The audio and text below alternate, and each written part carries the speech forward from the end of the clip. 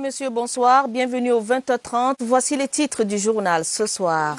Il n'y a pas de vraie santé sans santé mentale. Il faut mobiliser les énergies en faveur du bien-être mental et psychologique. Ce 10 octobre est Journée mondiale de la santé mentale. Zoom in sur les malades mentaux errants dans la ville de Yaoundé. Élection régionale. Il faut distinguer les bulletins de vote à travers le choix des couleurs. Les têtes de liste ont jusqu'au 20 octobre prochain. Des clarifications apportées par Elecam, l'organe chargé de l'organisation des élections au Cameroun. Le Cameroun et le Soudan du Sud se neutralisent amicalement. Le match qui a opposé les Lions A' à la sélection nationale soudanaise s'est soldé par un score vierge et nul cet après-midi à Yaoundé. Voilà pour les titres du journal. Les détails dans un instant.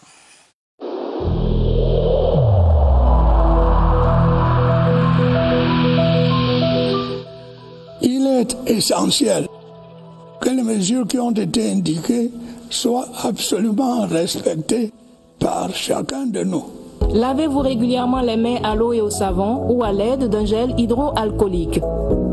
Restez à au moins 1 mètre de distance des autres personnes, surtout si elles toussent, éternuent ou ont de la fièvre. Si vous avez de la fièvre, de la toux ou des difficultés à respirer, consultez un médecin.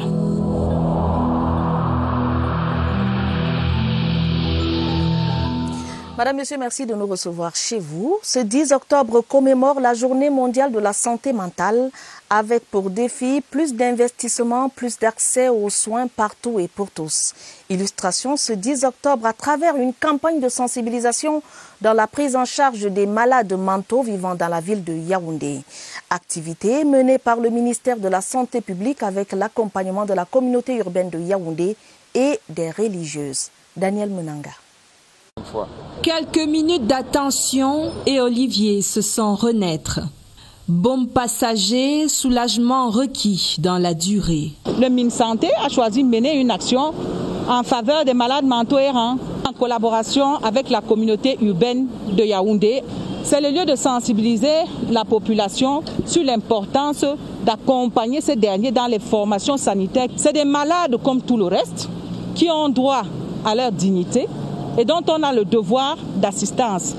Ce parfum de bien-être est distillé dans les 7 arrondissements de la capitale. La mise sur pied d'un call center avec le numéro vert 1511 pour l'assistance psychologique nationale.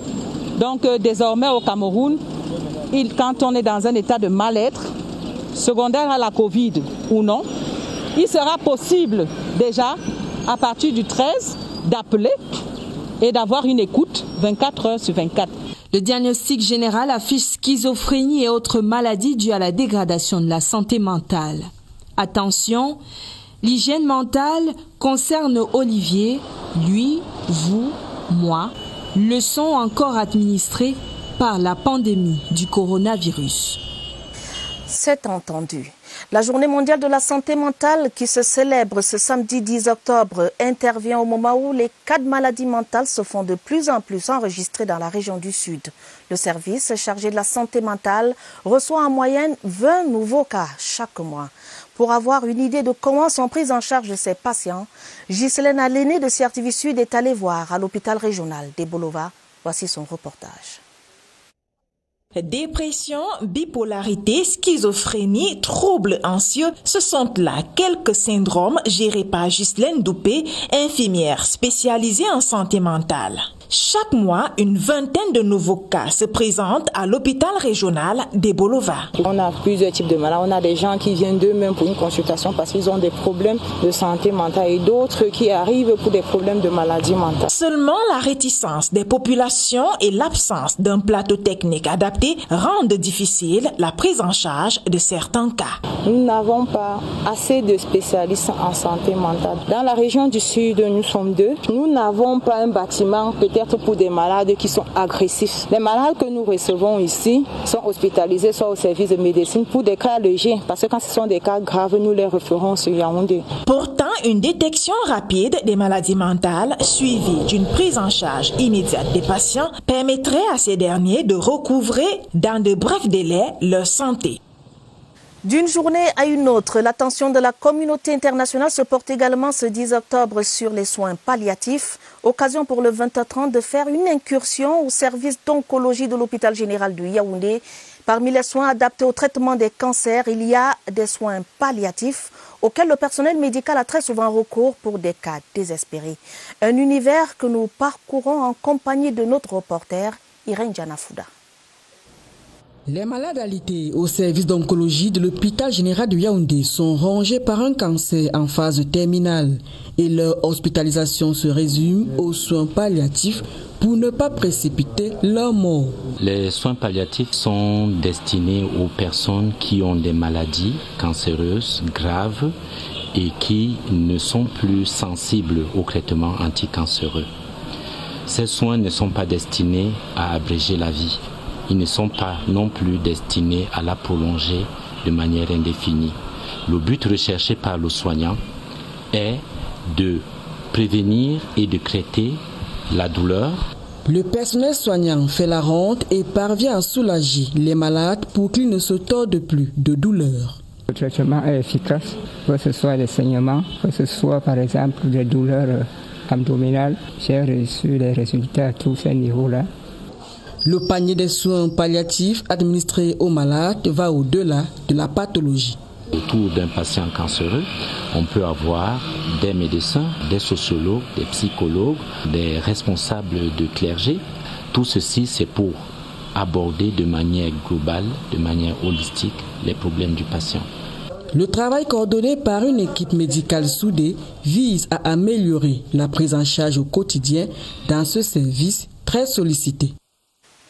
Parlons des régionales 2020, ce qui s'apparente à un vide juridique sur la question de distinction des listes et candidats représentant le commandement traditionnel est résolu. Les têtes de liste devront produire les couleurs pouvant les identifier sur les bulletins de vote et les bulletins de campagne jusqu'au 20 octobre 2020. Eric Essous, le directeur général de l'ECAM, était face à la presse à Yaoundé pour apporter des clarifications. Augustin Guizana. Pour ces premières régionales au Cameroun, les langues se déliaient déjà sur la pratique électorale qui implique désormais une catégorie de candidatures autre que celle des partis politiques disposant des sigles et logos préalablement. Ce à déposer à l'ECAM en vue de l'impression des bulletins de vote et des bulletins de campagne. Il s'agit des listes des représentants du commandement traditionnel. Aujourd'hui, il n'y a plus de doute. Elections Cameroun a clarifié. Face à la presse, le directeur de l'organe en charge des élections, Eric Essous, indique que les têtes de liste des représentants du commandement traditionnel devront déposer des logos et des couleurs de leur liste dans les antennes départementales de l'ECAM. Cela pour différencier une liste d'une autre. Les têtes de liste de cette catégorie de candidats acceptés par l'ECAM ont un délai déterminé. C'est le 20 octobre 2020. Rappelons qu'à la date de publication des listes des candidatures, Elections Cameroun a enregistré 111 listes de représentants du commandement traditionnel. Ce, en attendant le verdict du contentieux préélectoral ouvert dans les tribunaux administratifs. Le ministre de la Décentralisation et du Développement local est en visite de travail dans la région de l'Adamawa. Georges Elanga Obam a inspecté en Gaoundéré les bâtiments susceptibles d'abriter le siège du conseil régional qui sera mis en place au terme des élections du 6 décembre prochain. Ibrahim Mohamed Abbassi de CRTV Adamawa. 5 structures ont accueilli le ministre de la Décentralisation et du Développement local, délégation régionale de l'habitat et du développement urbain, marché public, tourisme et loisirs et des autres bâtiments appartenant aux particuliers sortis des terres au quartier Tongo. Je me retrouve dans l'Adamawa pour regarder quelles sont les disponibilités qui s'offrent pouvant accueillir le conseil régional. Un certain nombre de bâtiments ont été retenus et ont fait l'objet de visites. Chacun présente des caractéristiques qui quelquefois sont avantageuses ou pas. Le choix des locaux qui abriteront le siège du conseil régional dans l'Adamawa sera fait après une étude approfondie des caractéristiques des bâtiments visités. Un examen par les services techniques compétents de l'État donnera à voir quels sont les locaux qui se prêtent le mieux à l'usage auquel nous souhaitons le destiner.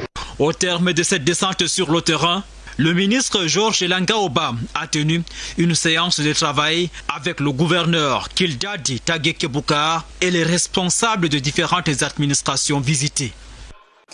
Paris Infra Week, le satisfait sheet de la CEMAC, au terme de la participation de la délégation de la CEMAC à la conférence internationale de Paris sur le financement des projets d'infrastructure, la communauté économique engrange des résultats concrets au rang desquels les financements et l'adhésion de l'investissement à la table ronde des bailleurs de fonds. Le bilan avec Marie-Laurence Nkei. C'est une odyssée fructueuse. La campagne de promotion des 12 projets intégrateurs prioritaires de la CEMAC aux investisseurs présents à Paris Infra Week est globalement satisfaisante. 7 projets sur les 11 ont soit trouvé des partenaires, soit bouclé des financements. Il s'agit notamment du projet de barrage de Cholet, des 2 projets de port sec, pour lesquels on a des manifestations claires. Même pour les projets pour lesquels il faut des contrats de prêt, des contrats de dons ou les deux, ou les contrats mixtes, 2 de ces projets également ont trouvé des partenaires. C'est une étape décisive en prélude à la table ronde des bailleurs de fonds, car certains investisseurs intéressés ont pris rendez-vous à Paris les 16 et 17 novembre prochains. Le FODEC, qui est le Fonds de développement de la communauté, est engagé en matière d'investissement. Les promesses, c'est une chose, c'est la signature du contrat qui sera le succès. À Paris, en novembre prochain, les pays de la CEMAC auront fort à faire pour mobiliser le gap de financement évalué à plus de 2000 milliards de francs CFA. Amélioration des échanges commerciaux entre la Turquie et l'Afrique, le sujet était au centre du Forum économique et d'affaires qui a réuni les 2 parties cette fin de semaine. Le ministre du Commerce a saisi cette occasion pour présenter les opportunités qu'offre son pays aux investisseurs. Luc Magloire Mbarga Tangana dans cet extrait d'exposé sélectionné par Luc. Bienvenue au Nana. Le Cameroun représente 6 zones agroécologiques. C'est fort de ce potentiel que le Cameroun s'est doté d'un outil de pilotage économique dénommé document de stratégie pour la croissance et l'emploi et d'un plan directeur d'industrialisation articulé autour de 3 sanctuaires, à savoir le numérique, l'agro-industrie et l'énergie. D'importantes mesures législatives et réglementaires ont été adoptées dans ce cadre, destinées à promouvoir l'investissement et à apporter toutes les garanties juridiques nécessaires aux investisseurs. La jeunesse de la région de l'Ouest s'engage à être ambassadrice de la promotion de la paix au Cameroun. Regroupés au sein du Conseil national de la jeunesse, ces jeunes étaient réunis à Bafoussam en présence du gouverneur Awa Fonka Augustine pour réitérer leur volonté à œuvrer pour la paix et le respect des institutions de la République. Le reportage André Aristide Ekomba. La jeunesse de l'Ouest, consciente de ce que peut provoquer l'absence de paix pour son épanouissement, est venue des 8 départements déclamer une série de messages. Nous appelons la paix pour soi-même d'abord et de 2 pour accompagner le chef de l'État dans ses actions qui n'est autre qu'un mendiant de la paix d'abord. Nous avons tous un dominateur commun qui est l'appartenance à un pays qui nous est très cher et nous avons l'obligation de préserver tout ce qu'il y a d'essentiel. Les prières interreligieuses ont été élevées vers le Tout-Puissant à qui l'événement a été confié. Le parrain des jeunes de la région de l'Ouest a saisi l'occasion pour clarifier son engagement contenu dans une citation qu'il a fait sienne. Éduquer la jeunesse, c'est construire l'avenir. Les jeunes de l'Ouest savent que nous produisons et que nous vendons les œufs. Ils savent également que les vendeurs d'œufs ne cherchent pas la bagarre. Alors, ils se sont donc engagés aujourd'hui à chercher la paix, à garder la paix et à trouver la paix. Pour cultiver la paix et le respect des libertés, le président régional du Conseil national de la jeunesse a lu la déclaration des jeunes de l'Ouest pour la promotion de la paix au Cameroun. Le message a été remis au gouverneur Awa Fonka Augustine pour transmission au président de la République, Paul Biya. La suite du journal pour parler de la rentrée scolaire et du rattrapage pour les retardataires une semaine après la reprise des classes. Les rayons des commerces restent garnis pour offrir ce qu'il faut à ces parents et élèves qui n'ont pas pris le train à temps et qui tentent de se rattraper. L'affluence de la semaine dernière a quelque peu baissé en intensité. C'est le constat fait ce matin par notre reporter Laetitia Ounana.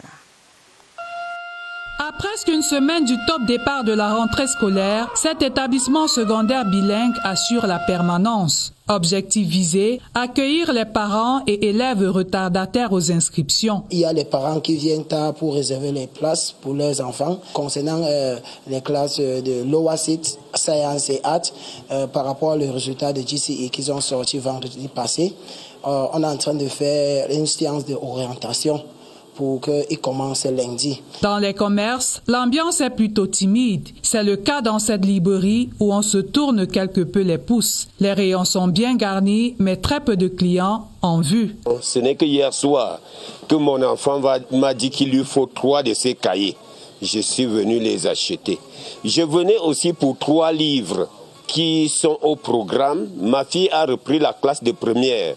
Je ne m'attendais pas à acheter encore les livres. Même scénario dans cette autre boutique située en plein cœur de la ville de Yaoundé. Ici, le propriétaire a réduit de 20 à 30% les prix des fournitures scolaires. Un grand soulagement pour ce parent, client visiblement satisfait. Une semaine après la rentrée scolaire, les agences de voyage sont toujours prises d'assaut par les passagers. Ce sont en majorité des élèves qui rentrent des vacances. Ces retardataires justifient diversement leur choix. L'ambiance ce samedi matin dans quelques agences de voyage au quartier Mvan à Yaoundé. Dans ce reportage signé Joël Igor Abanda. Nous sommes ici au Carrefour Van, il est 9h. Des passagers se bousculent au guichet pour avoir un ticket de voyage dans cette agence de transport interurbain. Parmi eux, des élèves qui retournent à leur lieu de résidence. La petite Line a déjà occupé sa place dans le bus. Destination Bomono, dans la région du littoral. Sa maman et ses sœurs sont venues l'accompagner. Je voulais qu'elle passe encore un peu de temps, puisqu'elle vient juste d'avoir ses résultats du GCE avant de reprendre l'école lundi.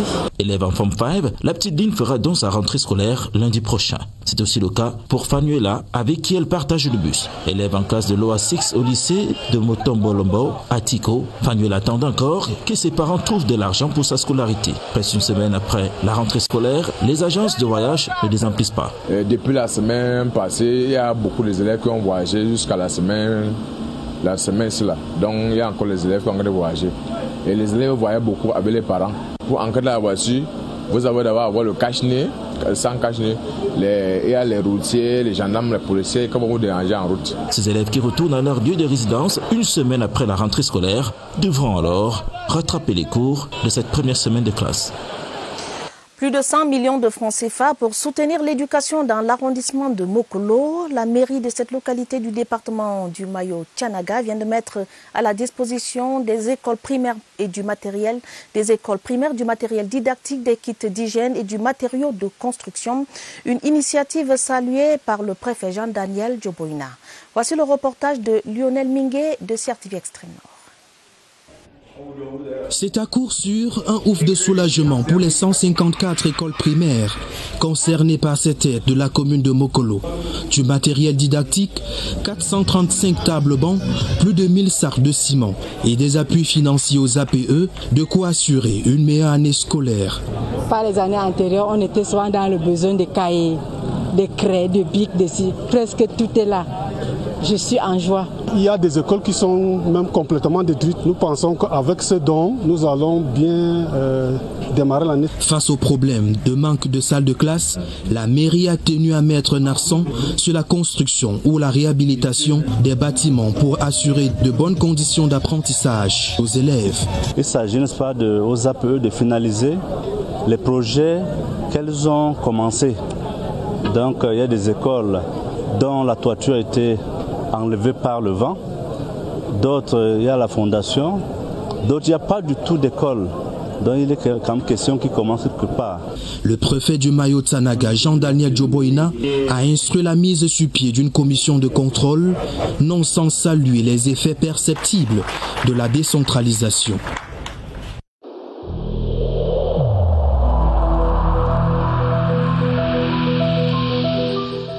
N'oublions pas que la négligence d'une seule personne peut nuire gravement à l'ensemble de la communauté.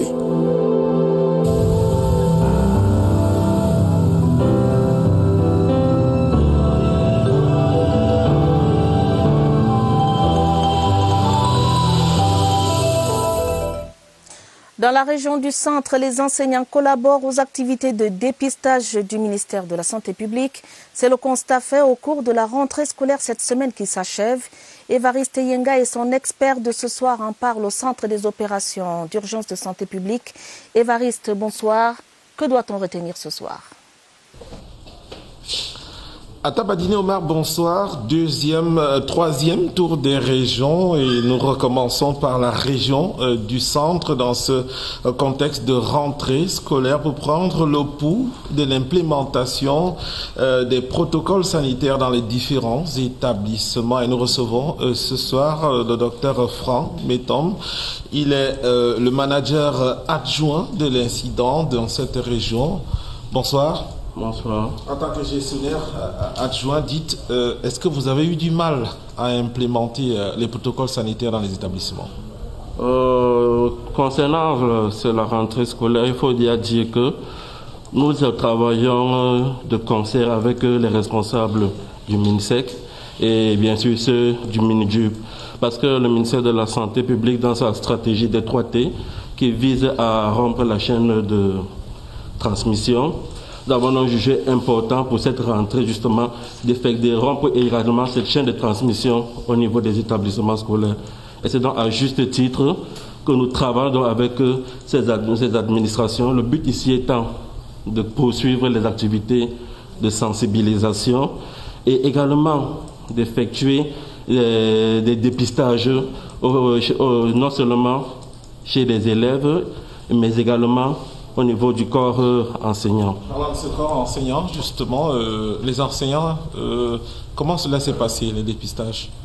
Le dépistage se passe justement en fonction d'un chronogramme établi à la fois par les responsables du ministère Santé et ceux-là des enseignements secondaires et de l'éducation de base.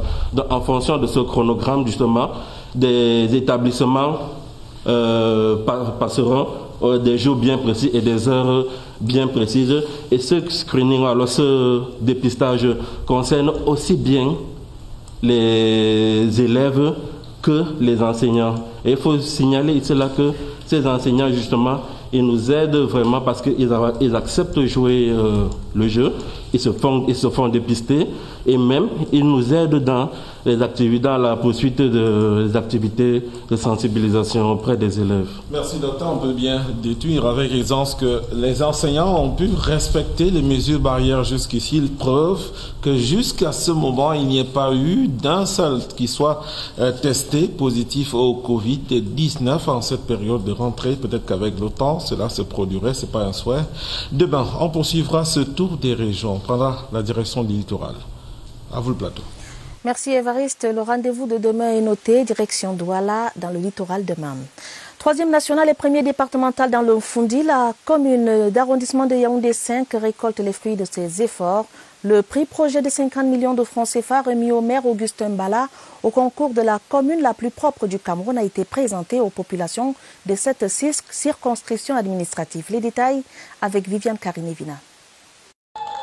L'heure du couronnement sonne pour la commune d'arrondissement de Yaoundé 5, qui devient la troisième municipalité la plus propre du Cameroun. Le magistrat municipal a présenté ce laurier aux populations de son unité administrative ce vendredi dans ses propres installations. Un exploit réussi grâce au concours et à la franche collaboration des populations. La détermination de la brigade de propreté de la commune de Yaoundé 5 qui travaille chaque jour de 6h à 17h. Le prix d'une valeur de 50 millions de francs CFA est destiné à des projets de développement. 50 millions vont servir à bitumer un tronçon de route en face du stade Omnisport qui débouchera au niveau de Ngousso. Le maire et sa brigade de propreté n'entendent pas s'arrêter en si bon chemin. Ils sont plus que jamais déterminés à aller à la conquête du prix de la commune la plus propre du Cameroun. L'heureux événement a été célébré dans une ambiance festive, rehaussée par la présence du gratin politico-administratif du Fundi.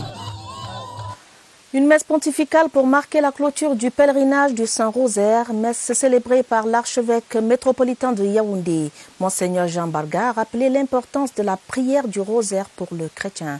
Les détails avec Étienne Pascal Azégué.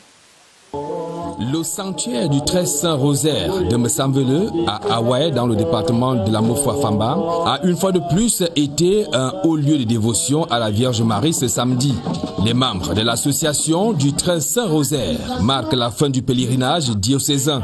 Le rosaire présenté comme une force qui sauve et qui rend heureux par Monseigneur Jean Barga. Pour les chrétiens que nous sommes, nous croyons fermement que la mère de Jésus sait parler à son fils. La mère de Jésus peut mobiliser la puissance céleste en faveur des humains que nous sommes. L'archevêque métropolitain de Yaoundé encourage ainsi à la dévotion à la Vierge Marie, car elle serait source de beaucoup de bénédictions. Un jour, je suis allé devant la Vierge Marie, je venais de faire le rosaire, et 6 mois après, l'un de mes fils s'est marié, et le deuxième s'est marié encore samedi, il y a 2 semaines. Le pèlerinage du Saint-Rosaire s'est déroulé cette année sous le thème de la nouvelle vie en croissance. Solidarité internationale et devoir de paix, c'est le livre de la semaine ce samedi. L'ouvrage qui porte la signature de Manaouda Malachi donne à voir comment se noue la coalition mondiale pour réduire les inégalités, en même temps qu'il plaide pour la prévention des conflits à travers la sécurité humaine. Serge Pout l'a lu pour vous. À l'origine de cette réflexion, une inquiétude. Le monde se fait de plus en plus peur. La paix est mise à rude épreuve. Je crois que le président de la République l'a dit dans un discours que le monde devient de plus en plus dangereux.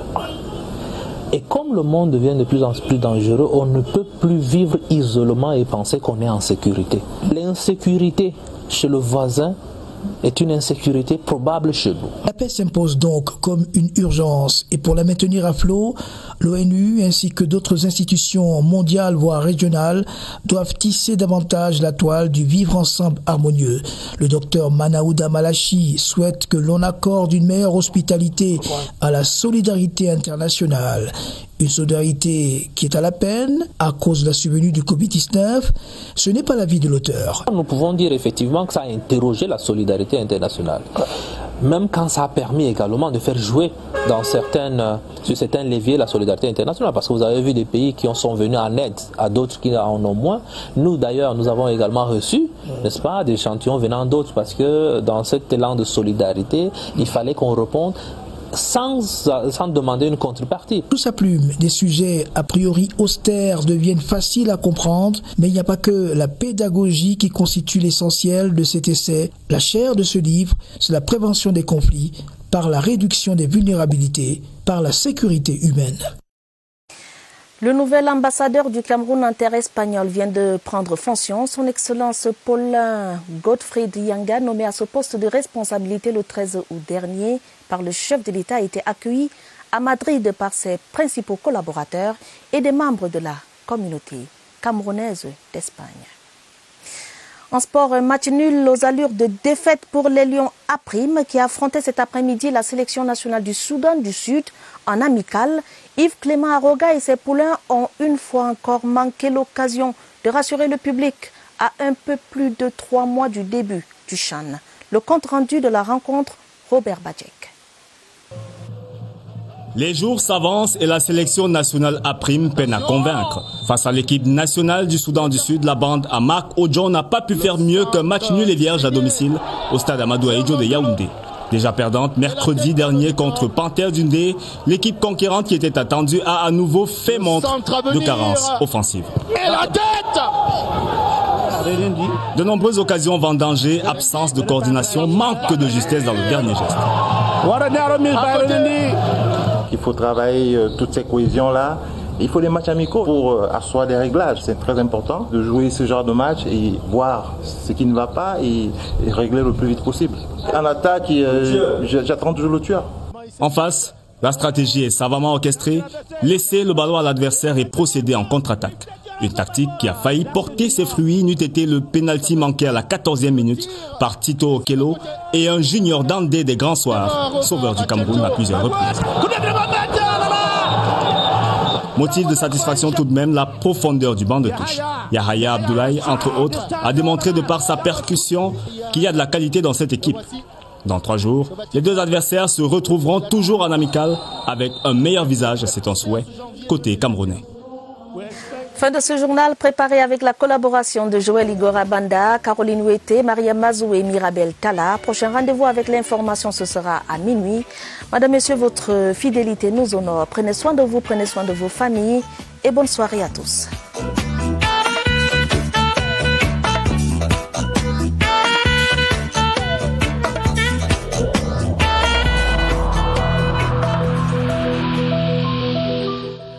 Évitons de stigmatiser ceux qui sont atteints par la maladie.